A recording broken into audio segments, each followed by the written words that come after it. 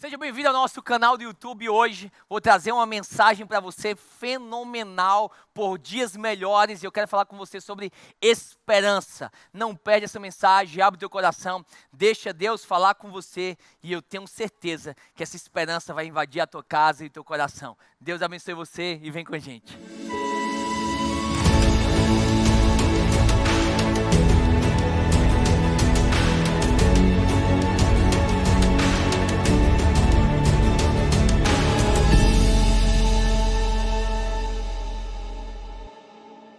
Glória a Deus, feliz Páscoa para você, porque o nosso Salvador, Ele vive. Já que a gente não está no auditório e você não pode falar com a pessoa do seu lado, eu amo quando você fala com a pessoa que está do seu lado, mas já que você não pode falar, digita aí, Ele vive, eu quero ver todo mundo. Gente, letras maiúsculas, Ele vive, glória a Deus por isso. E eu esperava que, a gente estava aqui nesse auditório vazio, mas na verdade não está vazio, está cheio da presença de Deus, assim também como a sua casa. E a minha oração é que durante essa pregação, essa presença venha invadir o seu coração, venha invadir o seu lar, venha invadir cada hospital, cada presídio, que realmente Deus possa falar grandemente ao seu coração. E nós estamos na última parte da nossa série para dias melhores. E hoje eu quero falar com você sobre esperança. É isso mesmo, esperança. Eu não sei se você gosta de filme, mas eu amo assistir filme. Mas nada mais frustrante do que você estar assistindo ali aquele filme e no final, gente, o mocinho morre. Ou no final, a menina não fica com aquele cara. Pense aí, vai subindo ali, tudo preto, aquelas letrinhas brancas vão subindo. E você espera que aconteça alguma coisa e nada acontece. Pense em algo frustrante. É quando o final não sai como nós esperamos. O fim que ninguém esperava. Jesus preso, Jesus humilhado, Jesus crucificado. Todo mundo espera que ele saia ali daquela cruz. Eles ficam assistindo aquela crucificação e eles devem estar pensando que nem quando nós assistimos um filme. Qual é a hora que ele sai? Qual é a hora que ele desce ali daquela cruz? Jesus olha para o céu e fala: nas tuas mãos eu entrego o meu espírito. Está consumado, o sol escurece, a terra treme. Quantas vezes nós olhamos para a nossa vida, para as situações da nossa vida, e nós falamos, não tem mais jeito. E nós falamos, agora acabou.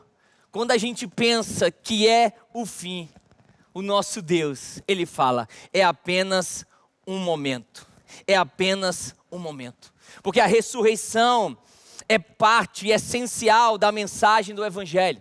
Se Cristo não tivesse ressuscitado, como o apóstolo Paulo fala, a nossa fé seria uma fé vã.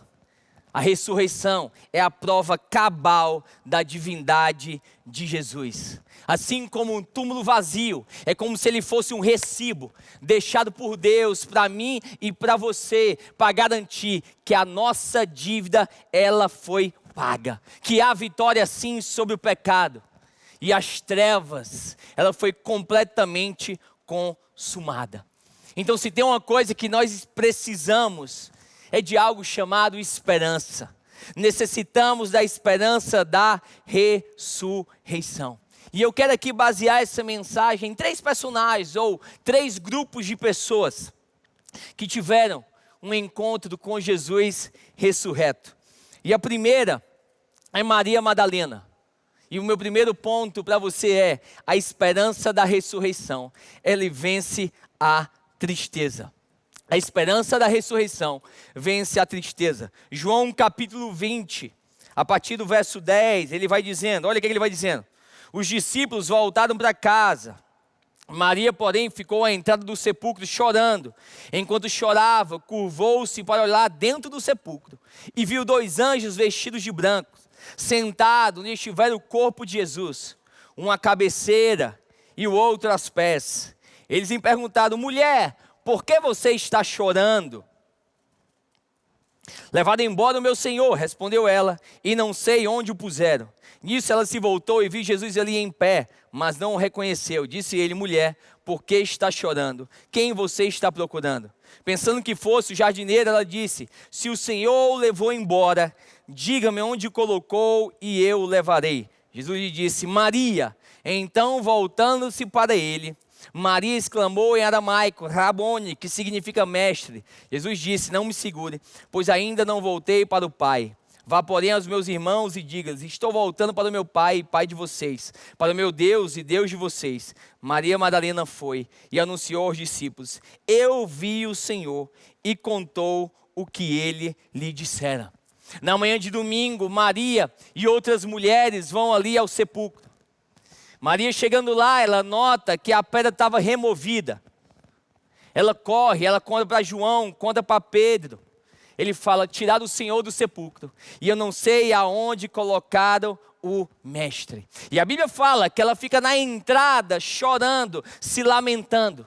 Perceba aqui a tristeza de Maria. Por quê? Porque o seu mestre havia morrido.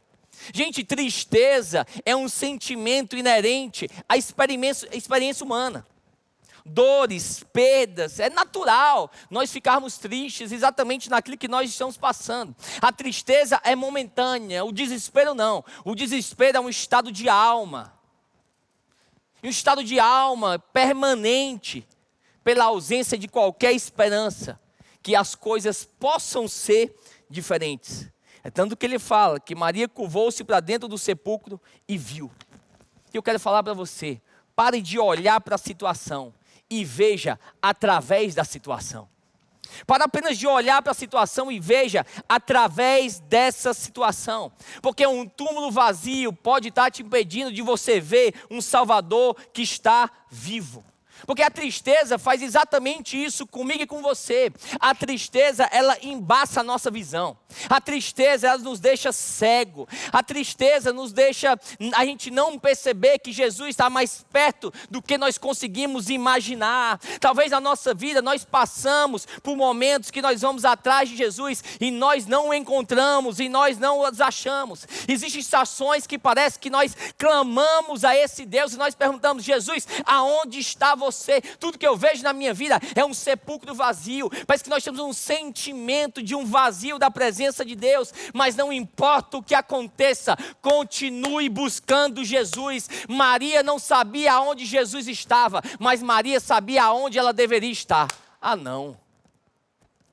Ela saberia aonde ela precisava estar. Ah, você precisa, irmão, buscar um pouco mais. Você precisa orar um pouco mais. Você precisa permanecer um pouco mais. A palavra para você é: permaneça em situações que você pensa que é um fim. Permaneça mais um pouco. Continue.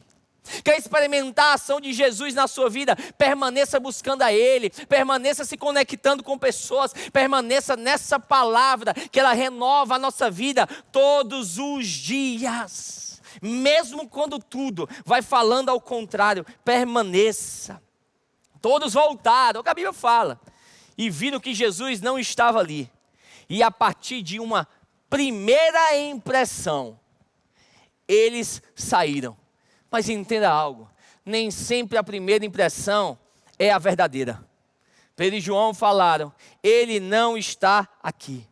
E por conta de uma primeira impressão, eles deixaram de ver Jesus naquele momento. Eu não sei o que está acontecendo na sua vida agora, mas eu te peço algo: permaneça. Quem sabe o que você precisa mudar é exatamente a tua percepção, a forma de você olhar. A Bíblia fala que Maria olhou um pouco mais ao fundo. Talvez que você precise olhar é mais ao fundo dessa situação. E aonde nós enxergamos derrota, Deus começa a nos mostrar, Deus começa a nos revelar que ali dentro existe uma oportunidade. Pessoas passam por momentos que falam que é um fim.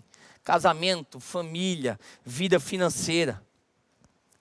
E parece que Jesus não é poderoso para mudar a situação, mas deixa eu dizer algo para você: O nosso Deus é o Deus do infinitamente mais. Nós não podemos perder esse negócio chamado esperança. Nós choramos crendo, nós ficamos de joelho crendo, nós lamentamos crendo, a lágrima descendo do nosso rosto, mas nós não paramos de crer, continuamos confiando, continuamos crendo. Nós não só cremos quando nós estamos com um sorriso no rosto, não. A arte de confiar em Deus, mesmo quando nós estamos lamentando, mesmo quando nós estamos em dores e perdas, e isso se mistura com fé sim, não só nos dias de pico, irmão, mas também lá no dia do vale.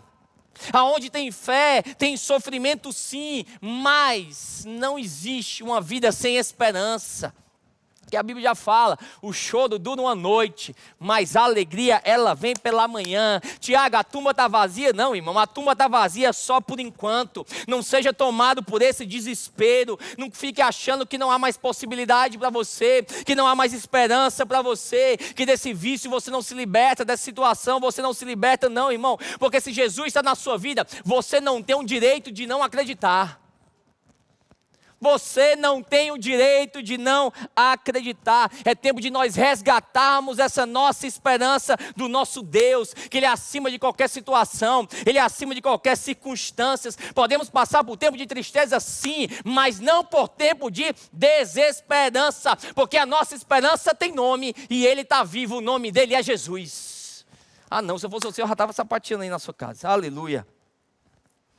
Às vezes a gente vai ficar tão cego que Jesus está mais perto do que nós conseguimos perceber. É tanto que o anjo chega perto e fala, aonde colocar o corpo do meu mestre? Ele aparece e fala, Maria. Maria, voltando-se para ele, não reconhece. Quantas vezes ele está mais perto do que nós conseguimos sentir. Está mais próximo do que você imagina. É Jesus falando para mim e para você, ei, eu estou com você nessas circunstâncias, eu estou com você nesse momento, eu estou com você nessa aflição, eu estou com você também nas tuas derrotas, eu estou com você também nos seus problemas, eu estou com você também nos seus dias difíceis. Ah, Jesus está usando a ferida, irmão, para poder te curar. Ele está usando o deserto para poder te treinar, usando o problema para poder te melhorar, usando essas situações para poder te aperfeiçoar. Ele está te lapidando, está te moldando, está te capacitando. Ele está preparando o teu destino. Jesus está bem diante de você. Eu não preciso que Jesus mude os meus eventos. Eu preciso que Jesus mude as minhas percepções. A minha forma de enxergar. Tem gente que não precisa de milagre. Tem gente que precisa de colírio. Você precisa enxergar que Jesus está nessa situação. Que nós estamos na mão do oleiro e Ele está nos moldando. Que a gente consiga ver Jesus no meio disso tudo. No meio disso tudo. Perceba algo, porque a Bíblia vai colocando que a tristeza dela se converte em alegria. É tanto que ela foi incumbida uma missão. Vá, porém, aos meus irmãos e diga-lhes, estou voltando para meu pai e pai de vocês. O texto começa aqui com um triste evento. A tumba está vazia, mas o texto acaba com uma grande notícia. A tumba está vazia. Você está percebendo? Ele começa com uma triste notícia, a tumba está vazia. Mas ele acaba com uma grande notícia, a tumba está vazia. Porque depois que ela teve um encontro com esse Jesus ressurreto, algo poderoso acontece, irmão. O túmulo está vazio, ela chora porque a tumba está vazia. Mas depois, no final do encontro, ela sai anunciando a boa notícia que a tumba está vazia. No começo ela grita, no começo ela se angustia, no começo ela chora, no começo ela não entende, no começo ela não compreende, mas no final, depois de ter tido um encontro com Jesus, a maior alegria, a maior vitória é que a tumba está vazia. Tem coisas que você chama de derrota hoje e amanhã você vai chamar de vitória. Tem coisas que hoje lhe deixam tristes e amanhã você vai se alegrar. Tem coisas que hoje você vai dizer é o grande problema, mas amanhã você vai falar é uma grande notícia. Jesus, Ele ressuscitou. Porque se tem uma coisa que a ressurreição traz para mim e para você, é uma nova perspectiva. Aquilo que nós falamos que é o fim, na verdade é um grande começo. Ah, não. É uma grande notícia, que a gente consiga enxergar Jesus no meio disso tudo. Que do lugar das nossas dores mais profundas, podem vir as nossas maiores vitórias. Talvez aquilo que nós lamentamos hoje, nós iremos agradecer amanhã. Porque a esperança da ressurreição, ela vence essa tristeza. Quando eu tenho claro no meu coração que não há desgraça tão terrível que não possa ser revestida e redimida e transformada em testemunho. Porque nem a morte, gente, nós estamos passando por tempos difíceis, sim. Mas nem a morte deveria ser capaz de nos colocar em um poço de tristeza. Porque nós choramos, nós lamentamos os nossos mortos, sim. Mas o luto do crente, perceba, não é como o luto do descrente. O luto do descrente é cheio de desespero. Mas o do crente não. É cheio de esperança. Pois nós somos daqueles que creem que passamos da morte para a vida. João já vai nos dizer isso. Nem a morte nos separa do amor de Jesus. E nós já carregamos dentro de nós a vida eterna. Mas também a esperança, ela vence o medo. Olha o que fala aqui no mesmo capítulo, João capítulo 20, verso 19 ao verso 23. E aqui Jesus para os discípulos agora. Ao cair da tarde, daquele primeiro dia da semana, estando os discípulos reunidos na porta trancada, por medo dos judeus, Jesus entrou, pôs-se no meio deles e disse: paz seja com vocês. Tendo dito isto, mostrou-lhe as mãos e o lado. Os discípulos alegraram-se quando viram o Senhor. Novamente Jesus diz: paz seja com vocês. Assim como o Pai me enviou, eu os envio. E com isso soprou sobre eles e disse: recebam o Espírito Santo. Se perdoarem os pecados de alguém, estarão perdoados. Se não os perdoarem, não estarão perdoados. Ao final da tarde, ali no mesmo dia, a Bíblia fala que os discípulos estavam reunidos, com as portas trancadas, fechadas, por medo dos judeus. Porque se tem uma coisa que o medo nos faz, o medo nos tranca. O medo, ele nos limita. O medo, ele nos confina em um lugar de desesperança e dor.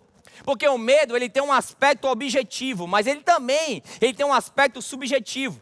Porque há uma razão aqui, há algo razoável para os discípulos ficarem com medo. Porque se haviam matado Jesus, provavelmente eles eram os próximos. Provavelmente ia ser com eles. Mas também há um aspecto aqui subjetivo. Porque se nós deixarmos a nossa mente ela ser tomada por esse medo, rapidamente nós começamos a tecer essa possibilidade do que é que pode nos acontecer. E aí a gente começa a entrar em pânico, a gente começa a fazer suposições. E a gente acaba deixando esse medo nos trancar. Nesse sentido, o medo ele vai amplificando o nosso problema. E nós esquecemos e deixamos de lado o livramento. Lógico que nós vivemos dias que nós precisamos ser prudentes, é lógico. É saudável ter um certo medo, prudência dessa pandemia.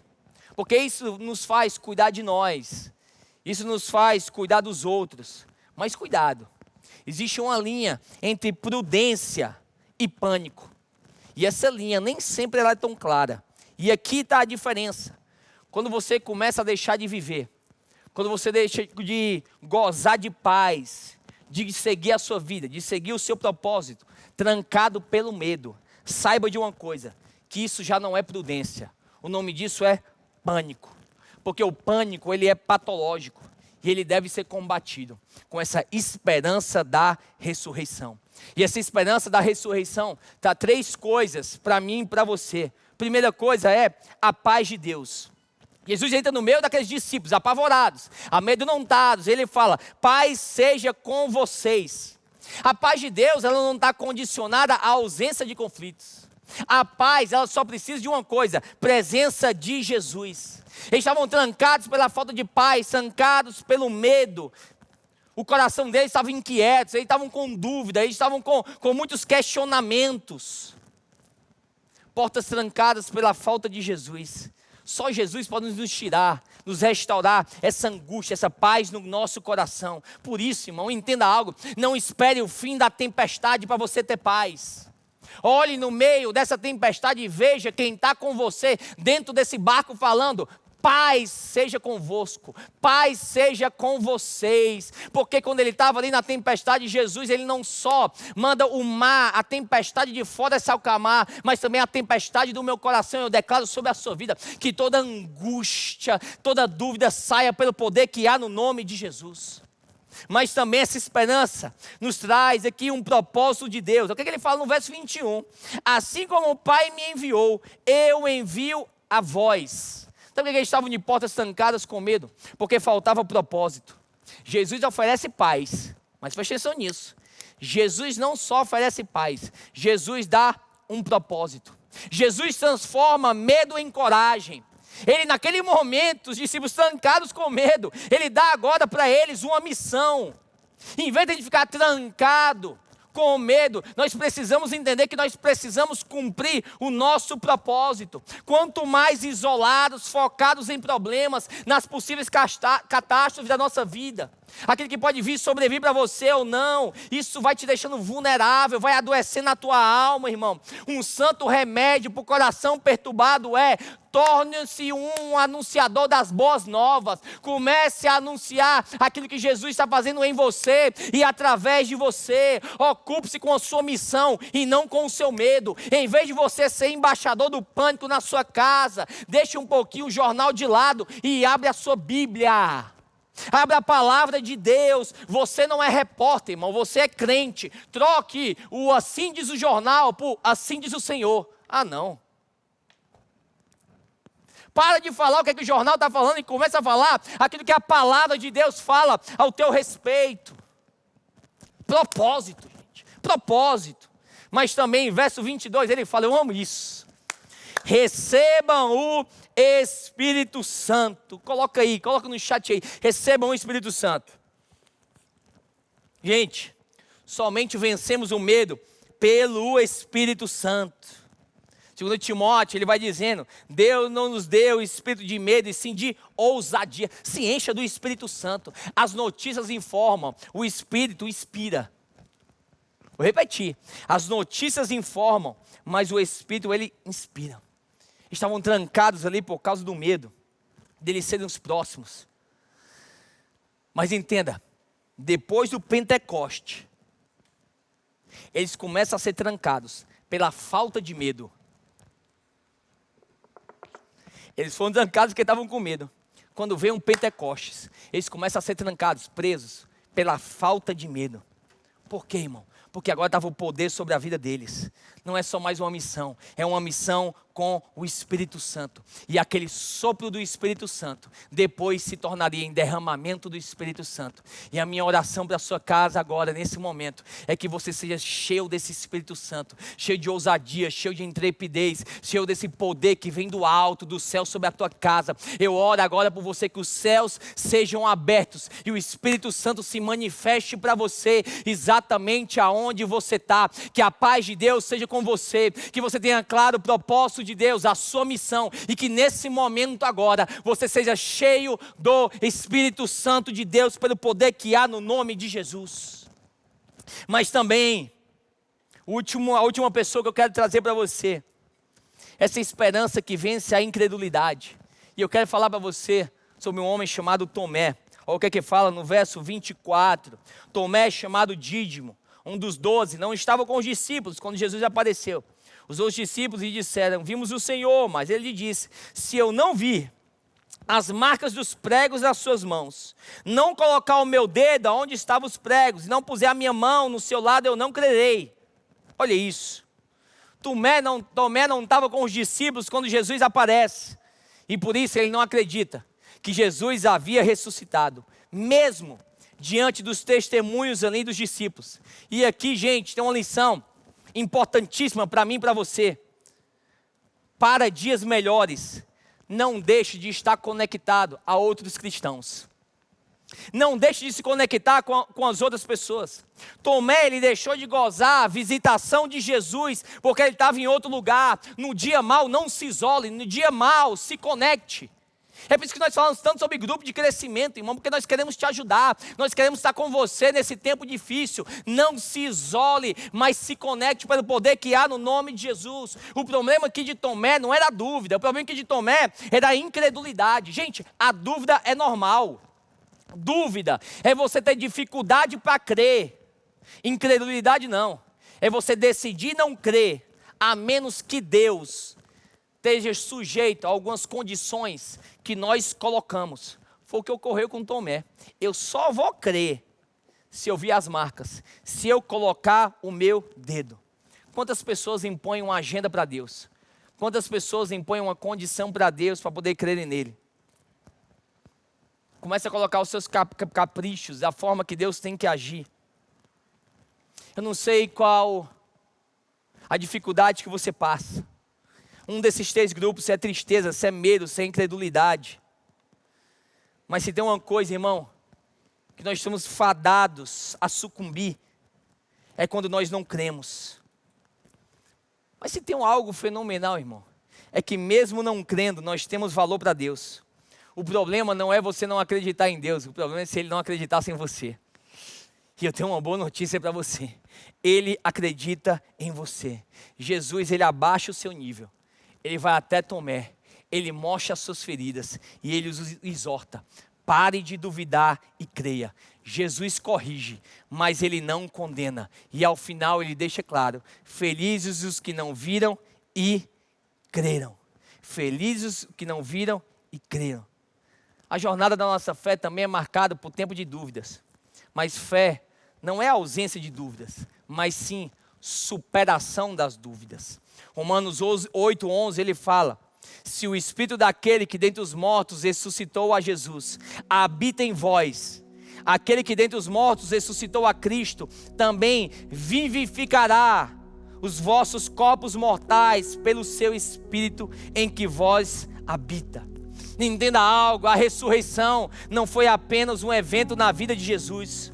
Não é apenas uma experiência dele ter saído da morte para a vida, mas ele está dizendo que todo aquele que crê em Jesus, que está em Cristo, experimenta também essa ressurreição. Nós somos ressuscitados com Jesus. Ressurreição fala para mim e para você que nós não vamos parar nas cruzes da nossa vida. Fala que a cruz pode durar um momento, na cruz você cumpre uma missão, mas a ressurreição é para quem enfrenta a cruz. Talvez nós estamos passando por tempo de cruzes na nossa vida, talvez nós estamos passando por um sábado de silêncio, talvez nós estamos passando por uma sexta de Calvário, mas deixa eu dizer uma coisa para você: a ressurreição é um anúncio que a cruz está durando esse tempo todo, mas existe algo melhor esperando por mim e por você. Ah, meu irmão, tem dias melhores, tem império rolando, tem sepulcro vazio, há um domingo de ressurreição, e esse é o domingo de ressurreição. Há um domingo de novo nascimento. A ressurreição anuncia que nada,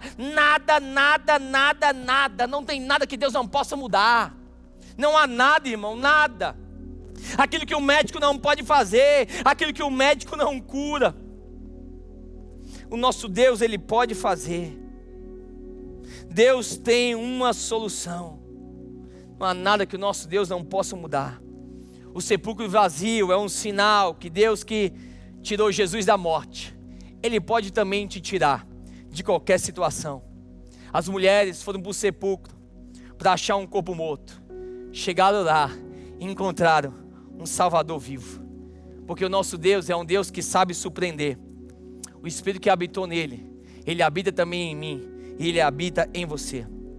Quando as pessoas procurarem, achando que vão encontrar pessoas mortas na depressão, um casamento morto, um lar morto, uma esperança morta, uma mãe desiludida, você vai virar para todo mundo e você vai dizer: não, eu estou mais vivo do que nunca.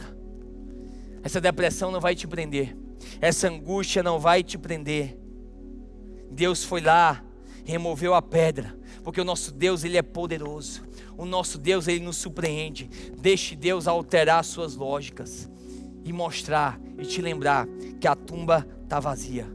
Mas na verdade eu quero acabar com isso. A tumba não está vazia, irmão. A tumba, ela está cheia. A tumba está cheia. A tumba está cheia de esperança. A tumba está cheia de recomeço. A tumba está cheia de vitória. A tumba está cheia de futuro. A tumba está cheia de triunfo. A tumba está cheia de dias melhores. Não está vazio. Está cheio de Deus.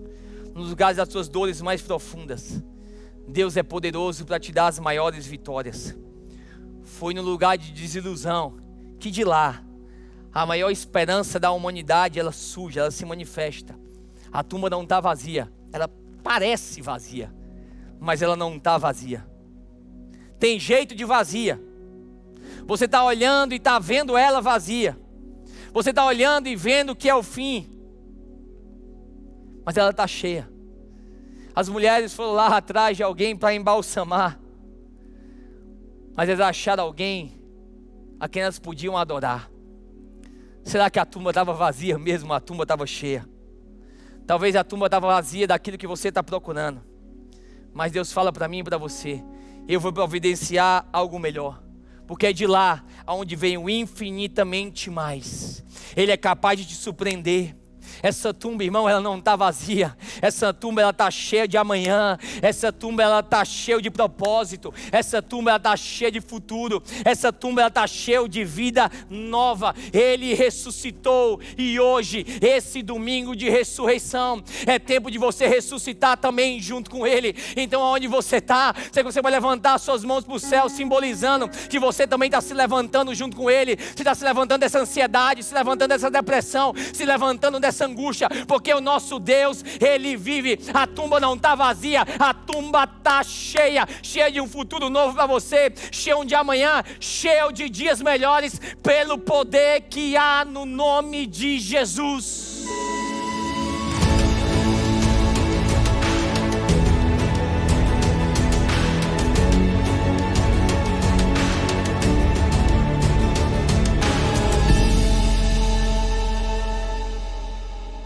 Muito obrigado por ter assistido toda essa mensagem. Espero que você tenha gostado, que Deus tenha falado ao seu coração. Mas eu quero te pedir só mais uma coisa: não sai. Clica aqui no gostei, clica aqui no curtir. Coloque aí para essa mensagem chegar a maior número de pessoas. E você também ser canal de Deus, assim como eu falei, de espalhar essas boas notícias. Então que Deus abençoe você. Antes de sair, coloca no curtir.